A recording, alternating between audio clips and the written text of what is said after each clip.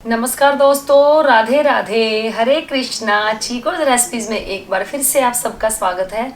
तो आज है शुक्रवार यानी कि फ्राइडे। आप लोगों को वीडियो मिलेगी आपके सवालों के जवाब की। सवाल तो हर बार की तरह इस बार भी आपके बहुत सारे हैं। सभी के सवालों के जवाब भी देती हूँ, लेकिन फिर भी किसी न किसी की शिकायत रह ही जाती है कि मैम आपने मेरे सवालों का जवाब तो दिया ही नहीं। तो समय ना गंवाएं, हर बार की तरह तो पहले सवाल ले लेते हैं। तो जी पहला सवाल है सुरेश साहू जी का कि राधे राधे, क्या स्त्री शालिग्राम जी की पूजा नहीं कर सकती? तो जी मुझे तो ये नहीं पता कि जो हर चीज़ में जो रिस्ट्रिक्शन है वो औरतों पर ही क्यों लगाई जाती है। मुझे नहीं समझ में आता कि क्यों कहते हैं कि शालिग्राम जी की पूजा औरतों को नहीं करनी चाहिए। मेरे नज़रिए से देखा जाए तो बिल्कुल पूजा करनी चाहिए, क्योंकि औरतों के लिए क्यों है कि वो मंदिर नहीं जा सकती या वो पूजा नहीं कर सकती, उसको ये नहीं करना, उसको वो नहीं करना। जो सृष्टि की जननी है वो औरत ही है, फिर वो भला अछूत कैसे हो सकती है, पूजा पाठ क्यों नहीं कर सकती? तो जैसे कि कई लोग बोलते हैं कि शास्त्रों में लिखा है, साधु संत बोलते हैं, महात्मा बोलते हैं कि नहीं करनी चाहिए। तो जी जब एक मर्द को एक औरत ही अपनी गोद में पाल पोस कर बड़ा करती है, उसका हर काम करती है, उसका पालन पोषण करती है, तो वो शालिग्राम जी की पूजा क्यों नहीं कर सकती? तो जी अगर मेरे नज़रिए से देखा जाए तो वो पूजा अर्चना सेवा कर सकती है। भाव अच्छे होने चाहिए, शुद्ध होनी चाहिए, मन पवित्र होना चाहिए। फिर सवाल है मृणाल पवार का कि राधे राधे, राधे राधे जी, मेरा नाम मृणाल पवार है, मैं महाराष्ट्र से हूँ, 6th क्लास में पढ़ती हूँ। मेरे घर में सब नॉनवेज खाते हैं, मैं नहीं खाती, तो क्या मैं लड्डू गोपाल रख सकती हूँ? Please please reply. तो जी बिल्कुल, आपके घर में नॉनवेज खाते हैं, आप नहीं खाते तो कोई बात नहीं, आप बाल गोपाल को अपने घर में रख सकते हैं। लेकिन आपको ध्यान रखना होगा कि आप ठाकुर जी के लिए जो भी भोग बनाएं उनका बर्तन अलग हो। जब उनको जो भी भोग लगाएं शुद्ध सात्विक हो। आप छोटे बच्चे हैं इसलिए आप उनकी पूजा सेवा जरूर करें, लेकिन उनको जो भोग लगाएंगे, जैसे आप उनको तुलसी मिश्री का भोग लगा दें या बाज़ार से कोई चीज़ सूखी चीज़ आती है, मठरी, नमक पारे, लड्डू या जो भी चीज़ है उसका भोग आप लगा दें। और अगर घर में उनको भोग लगाना है किसी चीज़ का तो उनके बर्तन भी अलग होने चाहिए और रसोई को अच्छे से साफ़ सुथरा करके ही उसके बाद उनका भोग बनाएं। फिर सवाल है यशवंत यादव का कि हमारा नया घर बनाया, हमें राधा कृष्ण लक्ष्मी नारायण राम दरबार जी का विग्रह पूजा स्थल में स्थापित कर सकते हैं क्या? मगर हम दूसरी जगह रहते हैं जॉब के कारण, तो क्या रखना सही होगा? हर महीने आना जाना लगा रहता है, जरूर बताएं। तो जी जैसे आपने बोला कि हम रखना चाहते हैं, तो जी बिल्कुल आप रख सकते हो। अगर आप क्या रख सकते हो, अगर उन्होंने आपसे सेवा लेनी है तो आप चाहे जॉब कहीं भी करते हो वो आपसे सेवा लेंगे ही लेंगे। ऐसा हो सकता है जैसे महीने में आपने 20 दिन अगर घर में रहते हो तो या 5-7 दिन के लिए बाहर गए तो आप रख सकते हो। पर ऐसा नहीं कि आप महीने में 20 दिन बाहर रहते हो और 5 दिन अपने घर आते हो, तो ये थोड़ा दिक्कत है। और बाकी जो हरि की इच्छा होती है, जो प्रभु की इच्छा होती है वही होगा, क्योंकि मेरा तो यही मानना है और मैं यही सोचकर चलती हूँ कि हमारे साथ अच्छा होता है या बुरा होता है या जो भी होता है वो प्रभु की इच्छा से होता है, हरि की इच्छा से होता है। तो जी आपके भी अगर उन्होंने सेवा लेनी होगी, ठाकुर जी ने, लक्ष्मी नारायण ने, राम दरबार ने, तो आपके घर वो जरूर आएंगे। फिर सवाल है यश सक्सेना का कि राधे राधे मैम, हरे कृष्णा जी। तो जी राधे राधे जी, आपने पिछली बार मेरे सवाल का जवाब नहीं दिया। मेरा प्रश्न है कि मेरे घर में लड्डू गोपाल जी हैं, बाल राधा रानी है, बट वो छोटे हैं, काफ़ी पहले लाए थे। अब तब हमें ज़्यादा कुछ पता नहीं था, हमने बिना प्राण प्रतिष्ठा के रख लिया और हम उन्हें अब अपने साथ कहीं लेकर भी नहीं जाते। मेरा मन बड़े गोपाल जी लाने का, उनके प्राण प्रतिष्ठा करने का मन, बट बड़े लोग मना करते हैं कि घर के मंदिर में एक भगवान की एक ही मूर्ति रखते हैं, तो क्या हम 2 लड्डू गोपाल जी रख सकते हैं क्या? बड़े गोपाल जी के लिए बड़ी राधा रानी भी लानी पड़ेगी? ऐसा भी हो सकता है कि मैं अगर हमारे घर पर किसी भगवान की 2 मूर्ति हो जाए तो पहले वाली किसी को दे सकते हैं क्या? प्लीज़ बताएं, मुझे सब ने कन्फ्यूज़ कर दिया। आप सब कुछ अच्छा बताते हो, आपकी बात सुनकर मन शांत होता है। तो जी घर में आप 2 लड्डू गोपाल जी, 2 बाल राधा रानी रख सकते हो। सबसे पहली बात तो ये, आप 2 क्या 3 रख सकते हो, 4 रख सकते हो। बस आपके अंदर ये होना चाहिए भाव कि आप उनकी सेवा कर लेंगे, क्योंकि जब घर में विग्रह बाल गोपाल है या राधा रानी है, उनको स्नान जरूर करवाया जाता है रोज़ाना। तो अगर उनकी सेवा कर सकते हो तो आप लेकर आएँ।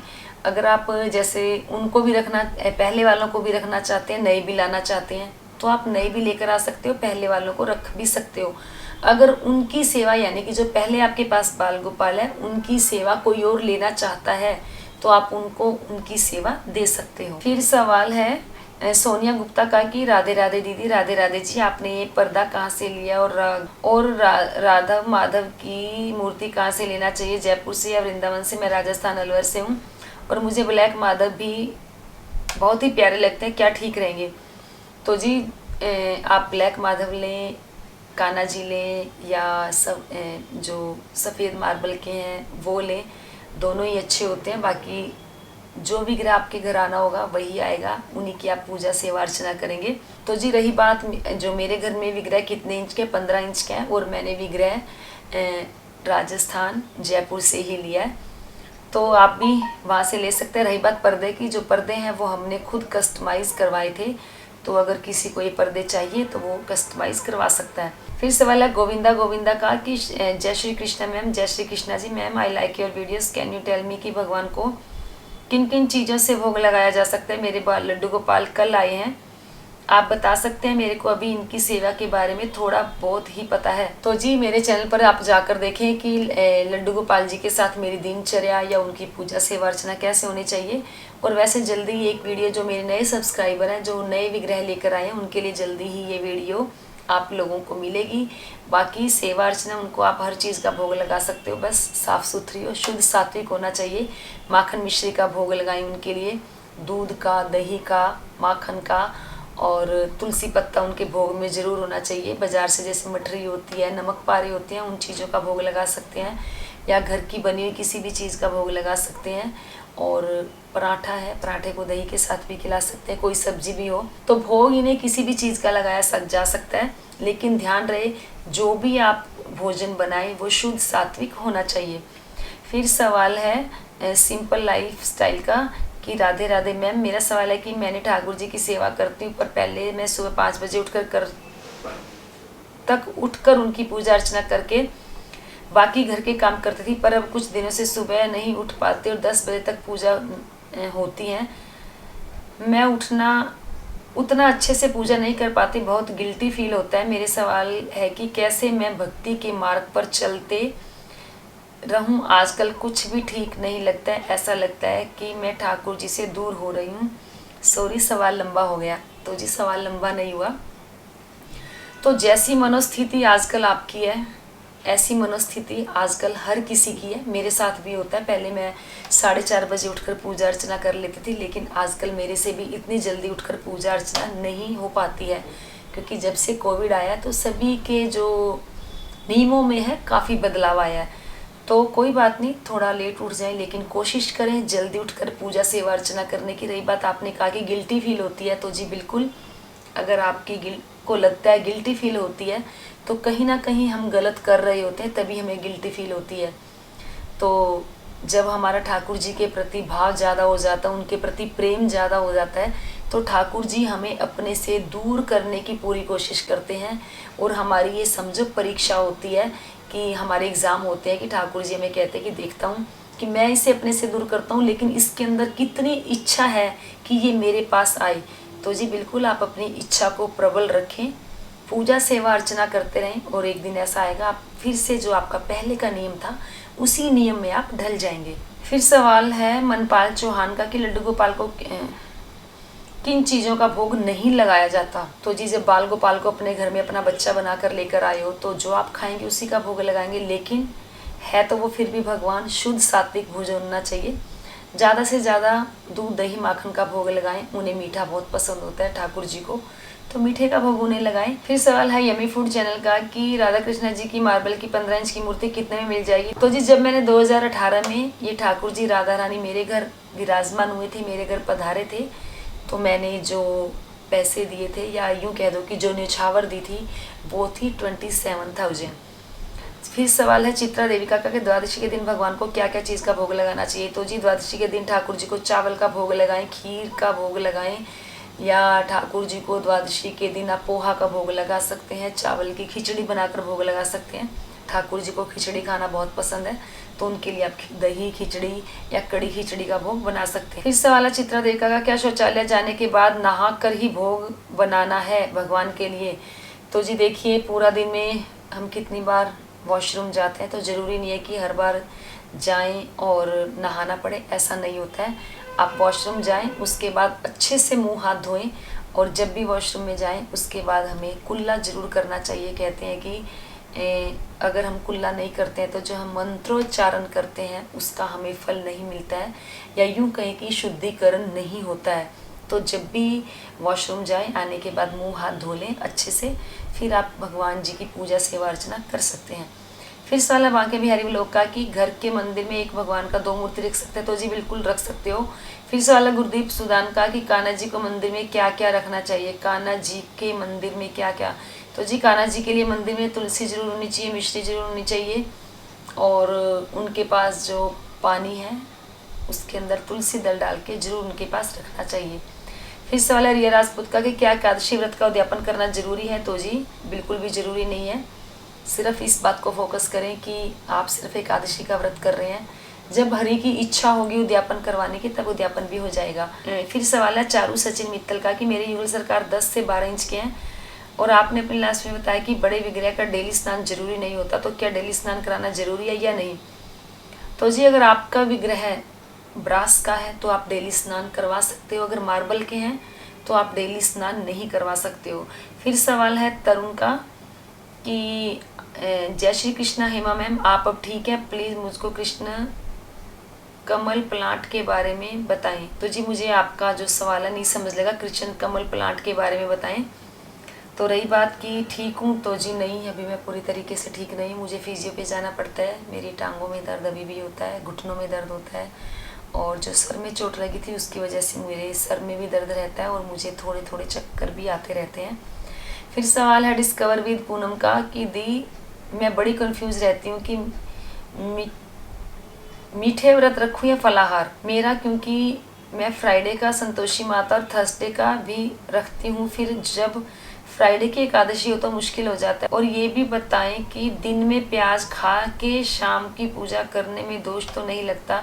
तो जी एकादशी के दिन मैं तो यही कहूँगी, एकादशी के दिन तो बिल्कुल प्याज लहसुन का सेवन नहीं करना चाहिए, या एकादशी से पहले जो दशमी तिथि होती है उस दिन भी आपको प्याज लहसुन का सेवन नहीं करना चाहिए। फिर सवाल निशांत गौर का कि राधे राधे दी, राधे राधे जी, मैं आपसे पूछना चाहता हूँ कि मेरे गोपाल जी के लिए न्यू मंदिर कब तक रेडी हो जाएगा। तो जी मैं कुछ नहीं कह सकती कि कब तक रेडी हो जाएगा।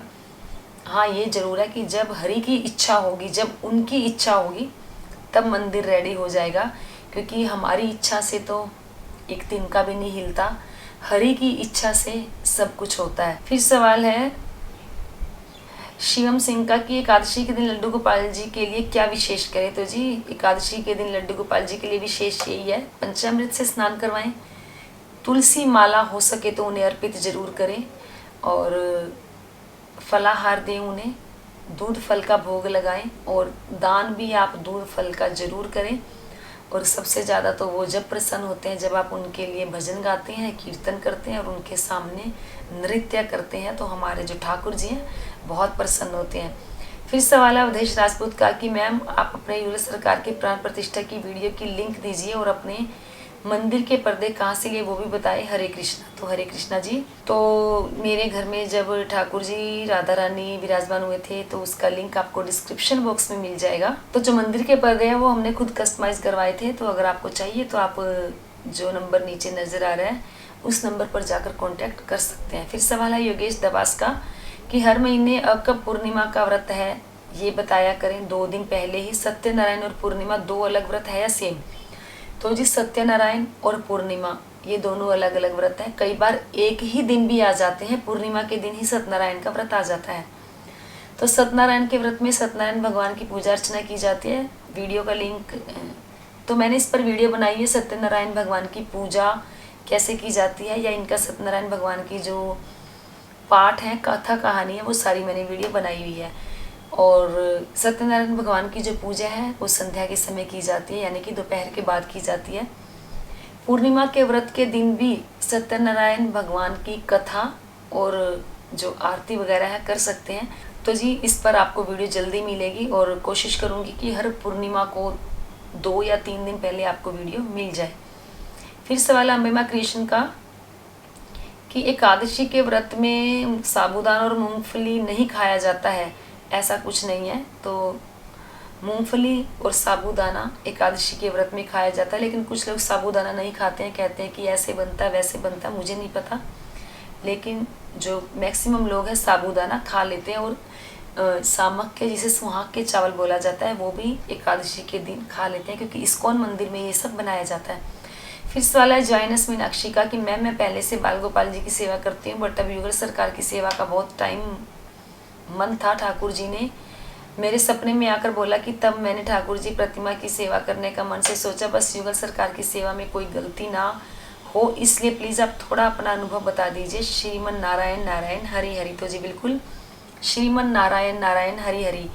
तो जी आप मेरे चैनल पर जाकर देखेंगे, मैंने सारा उसके अंदर पूजा सेवा अर्चना कैसे की जाती है, कैसे करनी चाहिए, कैसे नहीं करनी चाहिए। अभी रिसेंट मैंने 2 दिन पहले वीडियो बनाई है कि ठाकुर जी की, राधा रानी की, बाल गोपाल की जो अब नए लेकर आ रहे हैं, आपके घर पधार रहे हैं, तो उनकी सेवा अर्चना कैसे करनी चाहिए, और काफ़ी वीडियोज़ आपको मेरे चैनल पर मिल जाएंगी। फिर सवाल है राधा कुंज का कि राधे राधे मैम जयपुर से, राधे राधे मैम मैं जयपुर से हूँ, मेरा नाम दीपक मीना है और मेरी भी सोच आपके जैसी है। मैंने भी मेरे राधे गोविंद की जो पहले सालगिरह है वो यूँ तो 24 को थी, पर मैंने 14 को जगन्नाथ पूर्णिमा के हिसाब से मनाई थी, और ये पिक उसकी ही है। मैंने इनको दूल्हा दुल्हन जैसे तैयार किया था। मैम मैंने पहली बार इस्कॉन वाले राधा कृष्ण आपके ही देखे थे। राधा कृष्ण का ऐसा स्वरूप आपने पहले कभी देखा नहीं होगा, वो वाला वीडियो मैम प्लीज़ क्या आप मुझे भी कोई आपके राधा कृष्ण की पोशाक दे सकते हैं निशानी के लिए प्लीज़। ये 18 इंच के हैं, मैं खुद ही पोशाक बना लेती हूँ। सभी भगवान की प्लीज़ आप राधा कृष्ण जी की कोई एक पोशाक रखना चाहता हूँ, और इनकी इच्छा हुई तो ये उसको पहनेंगे भी ज़रूर। तो जी बिल्कुल, अगर आप 18 इंच के हैं, हमारे कान्हा जी राधा रानी 15 इंच के हैं, तो पोशाक तो उनको नहीं आएगी, लेकिन फिर भी कोशिश करूँगी।